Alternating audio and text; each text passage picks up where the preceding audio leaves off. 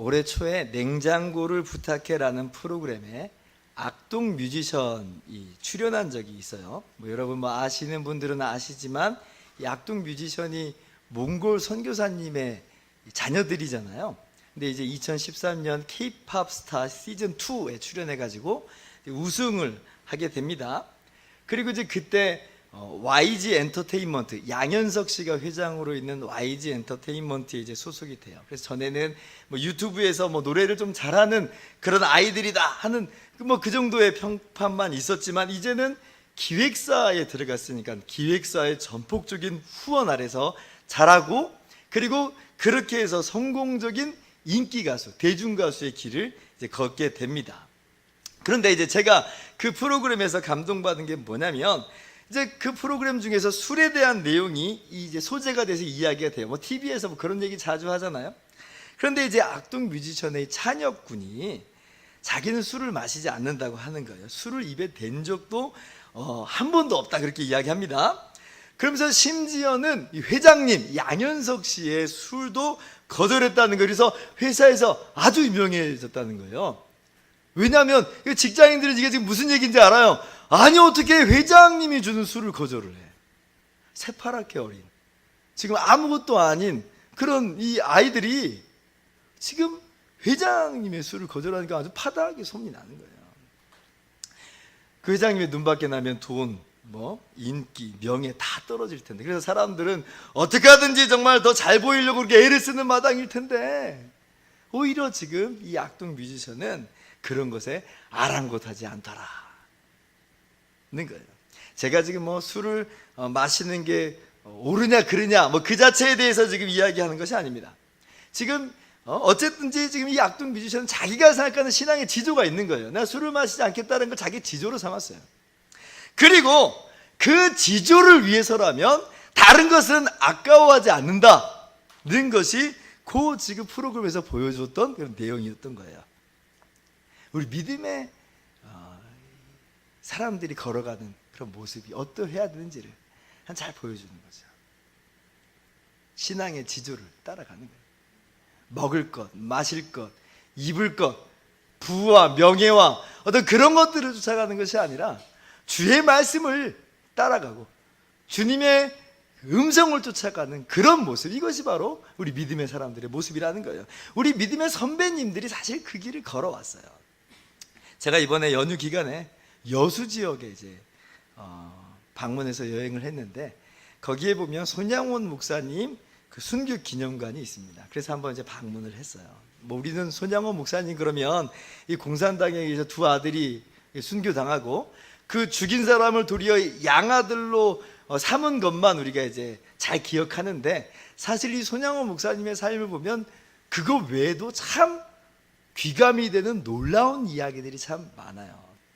사실 손 목사님이 일제 치하에서부터 이 믿음의 정절을 지키는 것으로 유명합니다. 신사참배를 반대하거든요. 1940년에 이 신사참배를 반대한다는 이유로 이 일본 순사들에 의해서 끌려갑니다. 그 당시 애양원에 전도사로, 담임 전도사로 심우하고 있었는데 이제 일제에 의해서 끌려가는 거예요. 그래도 신사참배를 하지 않아요. 근데 이제 어떤 일이 이제 그 다음에 있게 되냐면, 그 다음에 이제 애양원에 일본인 원장이 부임을 합니다. 그러니까 어떻게 해요? 이 손 목사님의 가족들이 있겠잖아요. 사택에 머물고 있겠잖아요. 다 쫓아내는 거예요. 그러니까 지금 졸지에 이 손 목사님의 가족은 집을 잃어버리고 오갈 데 없는 처지가 됐어요. 하는 수 없이 그래서 부산으로 이사를 갔습니다. 이때부터 먹고 사는 문제로 이 가족들이 엄청 고생을 해요. 7식구인데 첫째 아들이 18살, 둘째 아들이 13살인데 다 생활전선에 뛰어들어야 되는 거예요. 이 아들들이 그래서 통공장에 나무 조각을 붙여서 들통을 만드는 그런 공장이 그 당시에 있었는데 통공장에 들어갑니다. 그리고 부인은, 손 목사님의 부인은 산으로 들러다니면서 쑥 캐고 나물 캐고 이제 그렇게 살아가는, 정말 찢어지게 가난하게 살아요. 큰아들이 그래서 이제 그 당시에 23원을 벌었다고 하는데 20원은 생계비로 쓰고 3원은 이제 용돈으로 이제 쓰는 거예요. 자기 용돈으로 쓰는. 그렇게 이제 그렇게 쓴다고 아버지께, 옥중에 있는 아버지께 편지를 쓰는 거죠. 그 편지를 받아주는 아버지의 마음 어떻겠어요? 자기 때문에 이 가족이 이 고생을 하는 거잖아요. 이 소목사님이 눈물로 답신을 보냅니다. 사랑하는 동인에게, 첫째 아들 이름 동인이에요. 아버지를 대신하여 위로 할아버님, 어머님, 아래로는 동생들을 거느리고 가정의 중한 책임에 연약한 어깨는 얼마나 무거우냐, 이렇게 편지를 보내. 안타까워, 또 고마움을 표시하는 거죠. 근데 그러면서 이렇게 덧붙입니다. 먹고 입는 것이 귀해졌다 하여 마음까지 잃지 않아야 하고 음식을 잘 먹는 것보다 마음을 잘 먹는 것이 더 낫다. 고난 중에도 신앙의 지조와 경건의 삶에 덕 매진하라는 거예요. 대단하죠. 근데 그렇게 3년이 흘렀어요. 손 목사님의 이 출소일이 됐습니다. 가족들도 이날만을 이제 고대했죠. 왜? 이 고생을 하고 이제 기다렸는데 이제 손 목사님 나오시면 좀 낫겠잖아요. 이 손 목사님도 이날만 손꼽아 기다렸습니다. 그런데 이제 나가기 전에 마지막 심사가 있는데 이때 일본 간수들이 다시 한번 묻는 거예요. 3년 동안 깊은 반성을 했을 터인데 이제는 신사참배를 할 수 있겠지요? 얼마나 얄미워. 신사참배 하겠어요? 손 목사님 대답합니다. 내가 신사참배를 했으면 아예 처음부터 했지 왜 어리석게 3년이나 고생을 실컷 한 다음에 이제 신사참배를 하겠소? 난 돌이킬 마음 전혀 없소이다 하고 이야기를 해요. 그러니까 일본 이 간수들이 약이 바짝바짝 오르는 거예요. 다시 재판이 열립니다. 그리고 그 재판 결과는 이제 종신형이에요. 종신형. 믿음을 지키는 것 때문에, 가족은 나 때문에 이 고생을 하면서 지금 저밖에 있는데 신앙 지키는 것 때문에 종신형을 받아요. 이 종신형 판결을 받았을 때 이 손 목사님 두 눈에서 눈물이 주르르 흘렀다고 그래요. 이 얼마나 지금 안타까워요. 본인도 본인이지만 힘들게 고생하는 가족들 생각을 하면 정말 눈물이 앞을 가리지 않겠어요. 그러나 신앙의 지조를 지키며 예수님의 말씀을 묵묵히 따르기를 멈추지 않더라. 이것이 바로 우리 믿음의 선배님들이 걸었던 길이에요. 우리 믿음의 사람들이 오늘도 우리가 걸어가고 있는 길들이죠. 여러분, 이러한 믿음을 지키면서 주의 말씀을 따라서 살아가는 저와 여러분 모두 되기를 주님의 이름으로 축원합니다. 그러면 우리 주님은 그런 우리들의 모습을 보면서 그냥 팔짱만 끼시고 구경만 하시는 분일까? 우리가 그렇게 치열하게 힘들게 주님의 뒤를 따르는데 그 모습을 그냥 즐기고만 계시는 분일까? 라고 할 때에 오늘 성경은 이야기합니다. 그렇지 않다. 그렇지 않다. 우리 주님은 도리어 그러한 모습을 보면서 우리를 불쌍히 여기시는 분이다. 오늘 성경은 그렇게 이야기하고 있어요. 2절 말씀인데요, 한번 같이 읽어볼까요? 시작. 내가 무리를 불쌍히 여기노라. 그들이 나와 함께 있은 지 이미 사흘이 지났으나 먹을 것이 없도다. 사흘 동안 따라다닌 사람이 있는데 이제 먹을 게 뚝 떨어지는 거예요. 먹을 게 없어요. 근데 주님께서 그렇게 따라다닌 사람을 그냥 구경만 하시는가? 라고 할 때에 그렇지 않고 불쌍히 여긴다 말씀하세요. 불쌍히 여긴다. 이 불쌍히 여긴다라는 이 단어는 내장이라는 단어에서 유래합니다. 내장. 이 당시 유대인이나 헬라인은 이 내장에 마음이 깃들어 있다고 생각을 했어요. 거기서부터 이제 감정이 나온다고 생각을 한 거죠. 그래서 이 불쌍히 여긴다라는 이 단어는 뭐냐면 문자적으로는 내장이 움직인다예요. 내장이 움직인다. 무슨 말이에요? 풀어서 이야기한다면 공궁에 처한 이 상대방을 보면서 오장육부까지 움직일 정도로 동정심을 가진다라는 말로 불쌍히 여긴다예요. 주님께서 사흘 동안 따라다니면서 어떻게 보면 기진맥진해 있는 이 사람들을 향해서 그렇게 불쌍히 여기신다는 거예요. 불쌍히 여기신다. 단순히 저 멀리서 쯧쯧쯧 하면서 보는 그런 마음이 아니라 함께 그 안에서 부둥켜 안으면서 안타까이 여기는 그런 마음으로 깊은 동정심으로 불쌍히 여긴다. 이것이 오늘 성경이 우리에게 밝혀주는 주님의 모습이에요. 자, 그러면 누구를 불쌍히 여기는가? 사흘 동안 따라다닌 사람들을 불쌍히 여기시죠. 이 사람들은 어떤 사람들이었을까? 한번 생각을 해봤어요. 아마도 예수님에 의해서 고침받은 사람들이 많았겠죠. 눈 멀고 귀 먹고 귀신 들린 수많은 사람들이 예수님께 와서 고침받잖아요. 근데 그들이 와서 육신만 고쳐진 것이 전부가 아니었던 거예요. 보니까 주님의 말씀이 너무나 달아요. 육신이 전부였으면 그냥 고침받고 돌아갔을 텐데 주님의 말씀이 꿀보다도 다니까 그 말씀에 계속해서 따라다니는 사람들, 아마 이런 사람들이었을 거예요. 또 어떤 사람들은 주님의 그 말씀에 매료된 사람들이 있겠죠. 죄인들, 세리들, 창기들, 이런 가난하고 멸시받고 천대받은 사람들이, 그렇게 손가락질 받았던 사람들이 주님의 말씀 들으면서 감동을 받잖아요. 그 안에서 정말 쉼을 얻고 평안을 누리잖아요. 그러니까 이 말씀 떠나서 살 수 없는 거예요. 그래서 주님을 따라다니는 거예요.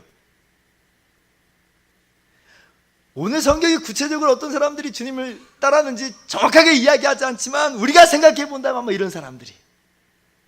왜냐하면 단순히 그냥 호기심만으로 3일 동안 따라다니겠습니까? 그렇지 않아요. 주님을 바라본 사람들이, 이 사람들을, 주님을 바라보는 사람들. 불편함이 있더라도, 손해가 있더라도 나는 주님의 말씀이 좋습니다. 나는 주님의 뒤를 따릅니다. 이런 사람들이 지금 몰려들어서 3일 동안이나 주님을 따라다니는 거예요. 그런데 그렇게 따라다니다가 그만 먹을 것이 떨어져 버렸어요. 출발할 때는 그래도 넉넉하게 쌓았다고 이 정도면 됐겠거니 했지 않았겠어요? 근데 그 희망사항에 불과했던 거예요. 이제는 수중에 남아있는 게 없어요. 여러분, 저는 이 모습 보면서 마치 우리들의 모습이 투영이 됐습니다. 주님을 따라다니는데, 주님과 함께 머무르는데, 그래서 손해도 불편도 감수하면서 사는데 이제는 버틸 수 있는 여력이 없어져 버리는 우리들의 모습들, 신앙인의 모습들, 우리가 그런 모습을 종종 경험하잖아요. 한계다, 이런 감정에 도달할 때가 덜어 있어요. 여러분, 그러나 안심하십시오. 우리 주님은 여러분을 불쌍히 여기십니다. 여러분을 내버려 두시지 않아요. 그냥 거기서 무너져 버리도록, 그렇게 주저앉아 버리도록 내버려 두시는 분이 아니에요. 오늘 말씀 보세요. 그 누가 먼저 요청한 사람이 없어요. 그런데 주님이 먼저 발벗고 나서시는 모습을 봐요. 내가 무리를 불쌍히 여기노라. 3절 말씀 같이 읽어봅시다. 시작. 만일 내가 그들을 굶겨 집으로 보내면 길에서 기진하리라. 그 중에는 멀리서 온 사람들도 있느니라. 주님이 그냥 내버려 두시지 않는다. 그리고 직접 대책을 마련하시는데 어떻게 하세요? 떡 7개와 물고기 2마리로 축사하시고 먹이시기 시작하시는데 놀라운 기적이 일어납니다. 고작 떡 7개, 작은 생선 2마리인데 장정만 4,000명이 먹고 남는 역사가 있게 돼요. 이것이 주님의 능력이에요. 우리 주님이 얼마나 능력이 있으신 분인가. 고작 떡 7개로 그러한 역사를 이루실 수 있는 분이다. 여러분, 우리를 불쌍히 여기시는 분은 능력의 하나님, 우리의 필요를 아시고 또 우리의 필요를 채워주시는, 오늘도 일용할 양식을 주시는 하나님이심을 여러분 믿으셨으면 좋겠습니다. 오늘도 이러한 은혜가 여러분에게 가득 넘치기를 주님의 이름으로 축원합니다. 그러므로 오늘 우리는 이 교훈을 기억하면서 첫째로는 여러분 안에 있는 모든 불안과 염려와 의심을 다 내려놓고 오직 주님만 바라보기를 바랍니다. 주님이 주실 것이니 의심하지 말고 불안해하지 말고 염려하지 마세요. 아이러니하게도 주님의 마음을 알지 못하고 주님의 능력을 믿지 못한 사람들은 제자들이었죠. 이미 마가복음 6장 보면 떡 5개 물고기 2마리로 주님이 5,000명 먹이신 사건이 있어요. 지금 이게 처음 일어난 사건이 아니에요. 이게 시간적 간격이 어느 정도 있는지는 모르지만 주님께서는 이미 떡 5개로, 고작 떡 5개 물고기 2마리로 5,000명, 남자만 5,000명을 먹이셨어요. 자, 그런데 이 제자들이 그것 생각하지 못하고 주님께 엉뚱하게 대답하는 것을 보세요. 주님께서 내가 그냥 보낼 수 없다 그러니까 제자들은 뭐라고 말해요? 이 광야 어디서 떡을 얻어서 이 사람들에게 배부르게 할 수 있겠습니까? 이렇게 얘기해야 되는 거 아니에요? 주님, 지난번에 주님 떡 5개 물고기 2마리로 5,000명 먹이셨잖아요. 이번에는 지금 우리에게 7개 있으니까 이걸로 먹이시면 되죠. 이렇게 얘기하는 게 정상 아니에요? 그런데 지금 그런 거 다 까맣게 잊어버리고 어디서 지금 배부르게 할 수 있냐고. 불가능합니다. 못합니다. 그러고 있는 거예요. 우리의 모습이 다 그런 것 같아요. 우리의 삶을 한번 돌아보세요. 우리가 치열하게 살아왔지만 근데 순간순간 도우시는 주님의 은혜가 있었거든요. 우리가 까먹고 망각했을 따름이지 사실은 우리의 삶을 이렇게 경영하시고 인도하시는 주님의 손길들이 있어요. 부인하지 못해요. 우리가 옛날 일을 돌아보면 맞아 주님이 그러셨지. 그런 게 참 많아요. 지금 설교 들으시면서도 새록새록 생각나는 게 있을 거예요. 맞아, 그런 적이 있었지.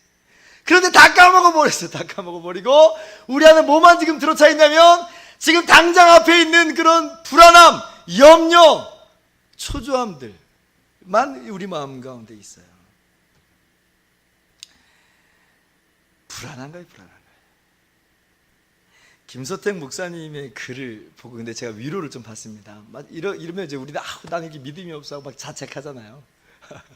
근데 김서택 목사님이 이런 글을 쓰셨어요.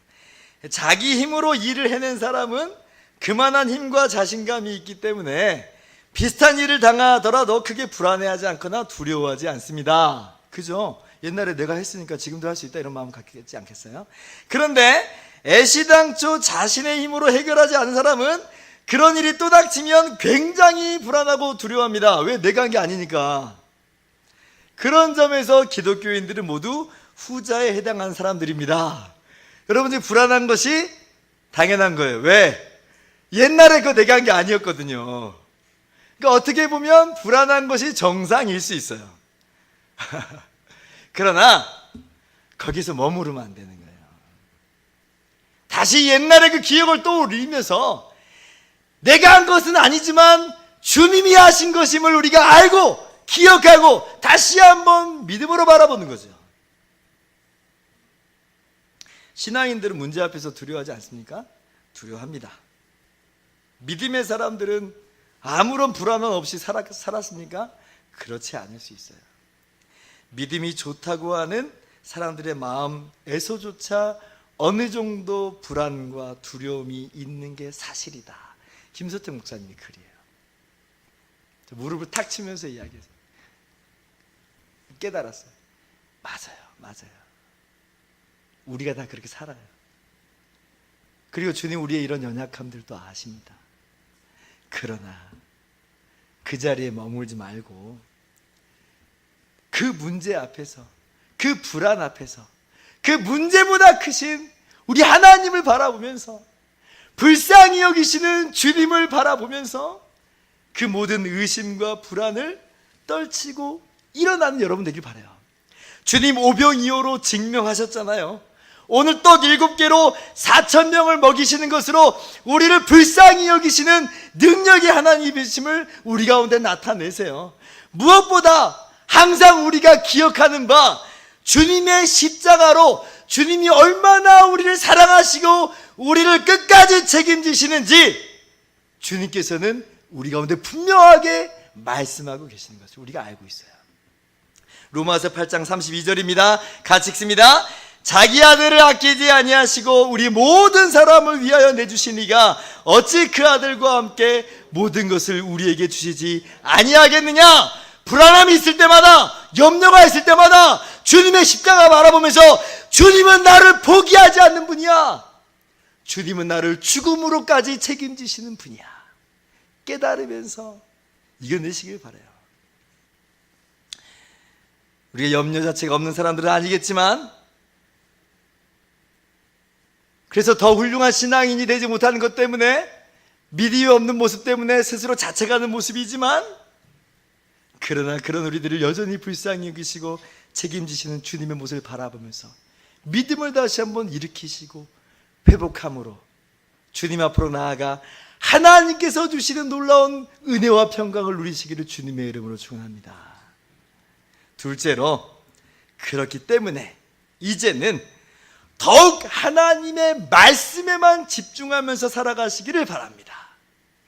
떡은 주실 터이니 오히려 우리가 더 주의를 기울여야 되는 것은 주의 말씀대로 살아가느냐 그렇지 않느냐의 문제예요.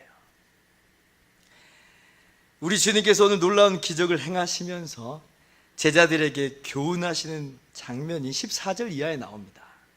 그때 주님께서 갑자기 이렇게 말씀하세요. 15절 보니까, 자, 같이 한번 읽어볼까요? 시작. 예수께서 경고하여 이르시되 삼가 바리새인들의 누룩과 헤롯의 누룩을 주의하라 하시니. 갑자기 이런 얘기를 하세요. 그러니까 제자들이 깨닫지를 못해요. 우리가 떡을 가져오는 걸 까먹었는데, 아이고 주님께서 지금 그거 말씀하시나? 하나밖에 안 남았는데 어쩌지? 아마 이런 생각을 했던 것처럼 보여요. 주님의 말씀이 무슨 이야기인지를 이해를 못한 거죠. 그래서 주님께서 말씀하세요. 내가 지금 떡 이야기하는 거 아니라, 떡 이야기라고 한다면 그 지금 남아있는 하나로 그 제자들 못 먹이시겠어요? 지금 4,000명 먹이신 분이. 그 이야기가 아니라는 거예요. 도리어 주님께서 말씀하시는 것은 떡은 내가 해결하니까 너희가 지금 주의해야 될 것은 하나님의 말씀을 따르느냐, 아니면 바리새인이나 이 헤롯 땅의 교훈을 따르느냐 하는 거예요. 무엇을 따르겠느냐 는 거죠. 오늘 같은 사건을 기록한 마태복음 16장 12절은 이걸 명백하게 이야기합니다. 그제서야 제자들이 떡에 누리기 아니요 바리새인들과 사두개인들의 교훈을 삼가라고 말씀하신 줄을 깨달으니라. 세상에서는 주님 말씀으로만 안 됩니다. 주님 교훈 따랐다가는 손가락 빨기 십상입니다. 이렇게 가르칠지 몰라요. 그러나 주님 말씀하시는 바는 떡은 내가 책임질 거니까 너희는 말씀을 따라라. 말씀을 따라라는 거예요.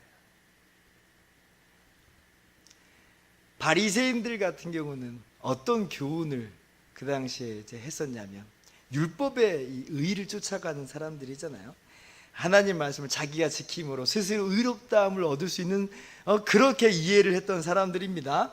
그런데 그렇지 않아요. 그렇지 않아요. 주님의 말씀으로 우리가 서야죠. 사람이 의롭다함을 얻는 것은 율법의 행위로가 아니라 오직 믿음으로만 의롭다함을 얻는다. 성경은 분명히 이야기해요. 세상의 교훈 따라가지 마세요. 마치 내가 예수님 믿고 그것만으로 부족해서 이것저것 해야 되는 것 아니냐, 이런 생각이 든다면 그게 바리새인들의 교훈이에요. 그것은 올바른 신앙인의 모습이 아니에요. 헤롯 땅 혹은 사두개인들의 교훈은 뭐예요? 이 사람들은 신앙은 그냥 형식이고 전통일 따름이지 실질적으로는 현재 먹는 것, 현재 먹고 사는 것이 더 중요하다, 이렇게 가르쳤던 사람들이에요. 그러나 성경은 분명하게 이야기합니다. 골로새서 3장 1절 보면, 그러므로 너희가 그리스도와 함께 다시 살리심을 받았으면 위의 것을 찾으라. 거기는 그리스도께서 하나님 우편에 앉아 계시느니라. 같이요. 위의 것을 생각하고 땅의 것을 생각하지 말라. 작년 말에 21세기 교회연구소에서 500명에게 설문을 했어요. 목회자 아니고 일반 성도들에게 설문을 했습니다.